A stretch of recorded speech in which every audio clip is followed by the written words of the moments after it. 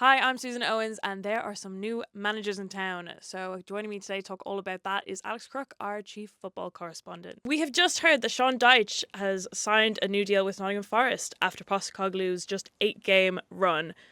How on earth did this come about? Well, I think most of the legwork was done for this during the recent international break. I think we all knew that if Nottingham Forest lost at home to Chelsea at the weekend, that probably would be curtains for Ange Postecoglou. It does beg the question, why did they even leave him in situ for that game? Would they not have been better to make the change during the break? I've got to say, it's one of the most bizarre sackings that I've been involved in covering, literally less than 20 minutes after the full-time whistle. Ange Postecoglou was gone, the official announcement was made, and he was leaving the car park before a lot of the Nottingham Forest fans and before many of the players, I think, were even aware that he'd lost his job. So, real strange times at the City Ground. But you say, Sean Dyche coming in, he held talks with the hierarchy during that recent international break. It's a contract until 2027, which is interesting because I think initially the plan from Forest's perspective was just to appoint Dyche until the end of the season and then assess their options from there. They're very concerned about the implications when it comes to PSR, having sacked two managers already and obviously paid hefty compensation packages in the process. There's also long-standing admiration for Marco Silva at Fulham, someone who worked with the owner Evangelos Marinakis, won the title for him at Olympiacos. He's a free agent at the end of the season when his Fulham contract is coming to an end. So I think that was part of the thinking as well. But Dyche wanted a longer commitment. He has that longer commitment.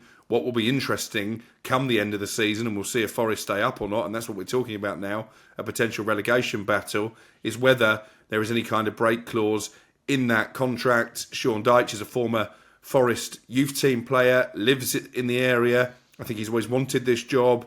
He's brought in with him two Forest legends in Steve Stone and Ian Woan. They were part of the last Forest side to play in Europe back in the mid to late 1990s. And of course, his first game will be against Porto in the Europa League on Thursday. But again, so many strands to this story.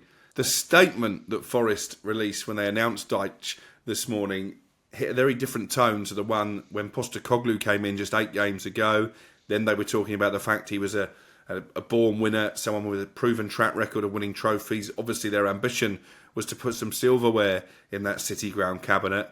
Now they're talking about Dyche's organisational skills, his ability to set up a team to defend. So all of a sudden, you've gone from targeting silverware to, I think, being genuinely concerned about your place in the Premier League. And that is why, for me, this appointment makes a lot of sense, because Sean Dyche doesn't get teams relegated.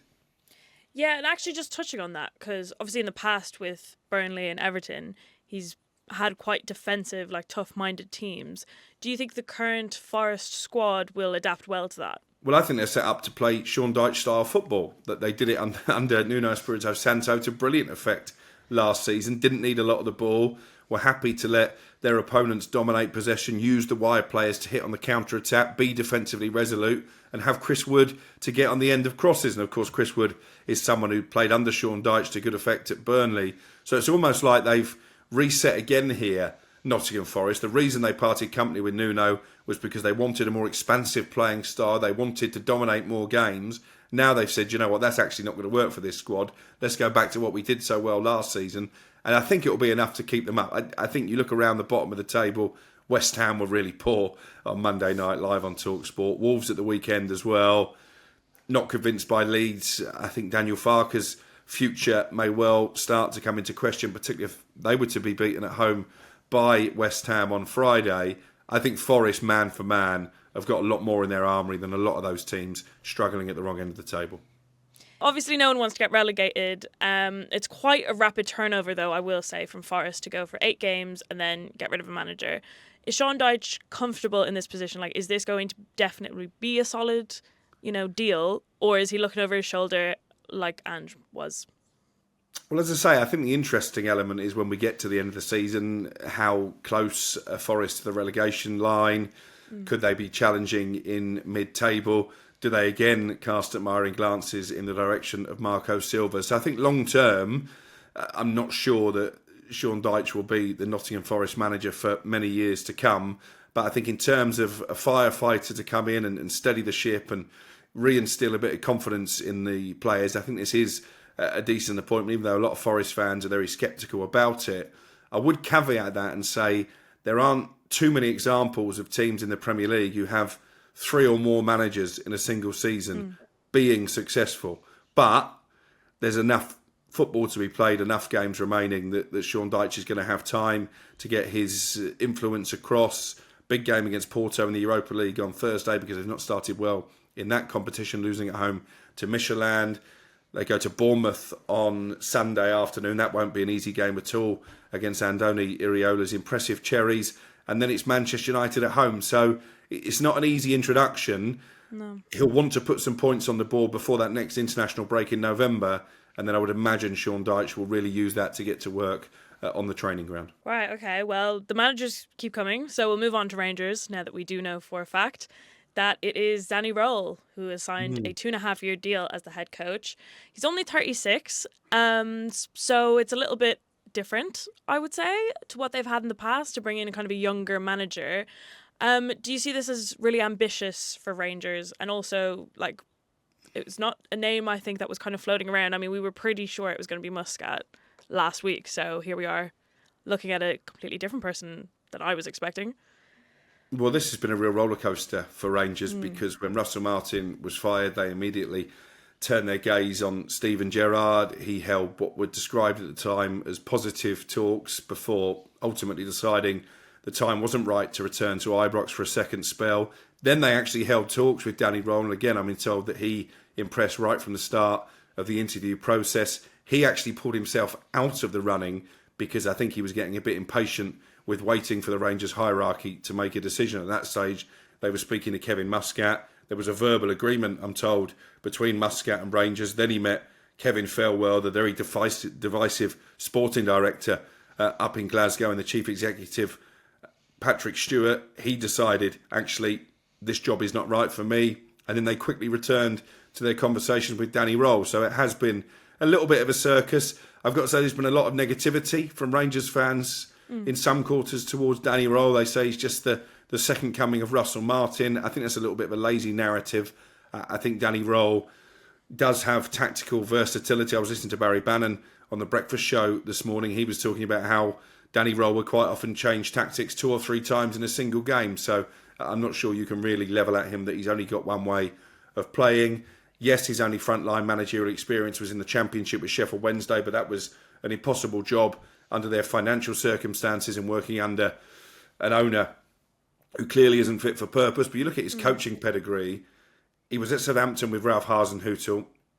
His departure coincided with Southampton really falling away in terms of form and ultimately getting relegated from the Premier League. I know the players were big fans of Danny Röhl and his coaching style there. He was part of the backroom set up for the German national team. You don't get that job unless you're a very good coach. And he was at Bayern Munich as their assistant manager as well. So I think long-term, Rangers fans might have to eat a bit of humble pie and say, do you know what?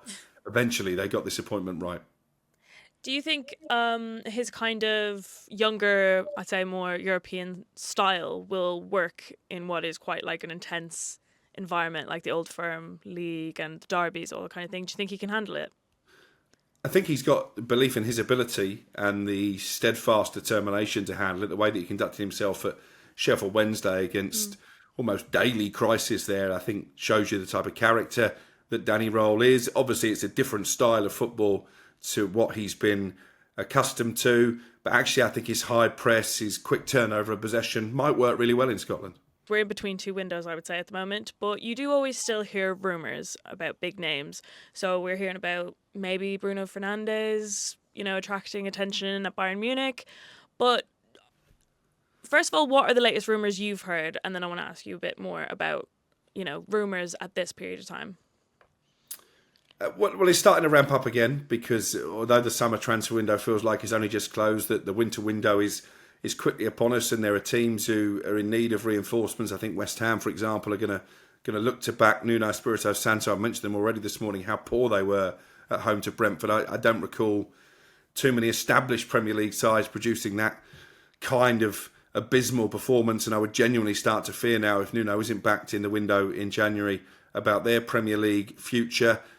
Interesting to see what Liverpool do, because obviously they're on a poor run at this moment in time. I think long term they might have to have a look at that midfield, and maybe someone like Adam Wharton comes into the conversation with them. Manchester United would still like a defensive midfielder in this January window. If they can get one, it won't be Carlos Baleba or even Wharton himself, because they're going to be difficult deals to do.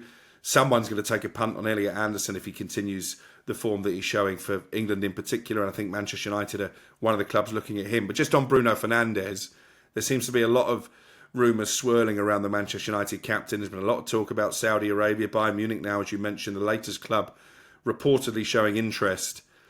I think he's quite settled at Manchester United. He's one of their top earners. He's 31 years of age now, so he won't be able to command that sort of money anywhere else in Europe. He would get it in Saudi Arabia, but the reason he didn't go in the summer was partly because he still felt he had unfinished business at Old Trafford, but also because the family didn't want to make that move. And I don't think Manchester United are trying to push him out the door either. So at the moment, I'm not sure there's much to see in terms of Bruno Fernandes and a move away. If Bayern are willing to pay big money for him, what kind of message would that send to United about like their asset management? Well, I think that was a big optical point in the summer. I don't think at that stage that Manchester United could be seen to be cashing in on their club captain, cashing in on arguably their best player in the post-Sir Alex Ferguson era, and he showed it again, didn't he, at Anfield at the weekend. There aren't too many players in the world, let alone the Premier League, who could have put that pass back into the penalty area, taken it first time, and ultimately set up the winner for Harry Maguire. I spoke to Bruno Fernandes after the game. I saw him dancing around the tunnel. He didn't look to me as someone who's looking to leave Manchester United. Just on this kind of weird period of time in between windows, when you start to hear these rumours floating around, how do you think that would impact the team's mindset and also like a player mindset? If they're thinking, oh, my club's about to get rid of me in 2 months, now I'm just kind of hanging about here. And, you know, like squad planning and everything as well. How do you think that, is it just a little bit too far away from a window right now? Probably too far away for it to be at the forefront of players' minds. But if you're not playing for a particular team, you will be counting down the days, arguably, until you get the opportunity to move. Kobbie Mainoo, I think, is still in that situation at Manchester United. He came off the bench very late at Anfield, but in a World Cup year, I think he would like a lot more minutes under his belt. One of the rumours that I have heard is that Napoli, Antonio Conte, showing strong interest in Mainoo, so that's going to be one to keep an eye on. Then you've got players who are coming to the end of their contracts. Some are playing for new deals. Some, like Mark Gahey, are probably plotting where they're going to end up at the end of the season. And he just doesn't just have interest from the Premier League. We know Liverpool still very much on his tails, but the likes of Bayern Munich and Real Madrid as well. Do Palace cash in January, knowing they're going to lose their captain for nothing at the end of the season? Oliver Glasner admitted that last week. And then Gahey probably produced his worst performance for some time in that 3-3 draw against Bournemouth. So maybe that is an example of a player being influenced by what's going on in the background. Yeah. Do you think, just because you're a United fan, do you think if Ruben Amorim keeps going the way he's going, obviously, I mean, they won at the weekend, but do you think more players could kind of be looking to leave United? Apart from Kobbie Mainoo and Joshua Zirkzee, I've written about in my notebook actually on the talkSPORT website today. I don't think there's too many players who are clamouring to get away. And what I think Ruben Amorim has managed to do now is cleanse that dressing room. You saw it actually, even the players who weren't playing. Joshua Zirkzee was one of the first on the pitch to celebrate. Kobbie Mainoo was being lifted up by a member of the coaching staff. It felt like a very together Manchester United squad at the end of that game at Anfield, and we haven't been able to say that too often in recent seasons. Thank you so much to Crookie, and of course you can catch all of his latest thoughts in his notebook on the talkSPORT website. This video is in association with our own bookies, talkSPORT Bet, so head over to the app or the website to find out more. 18+, T's and C's, begambleaware.org.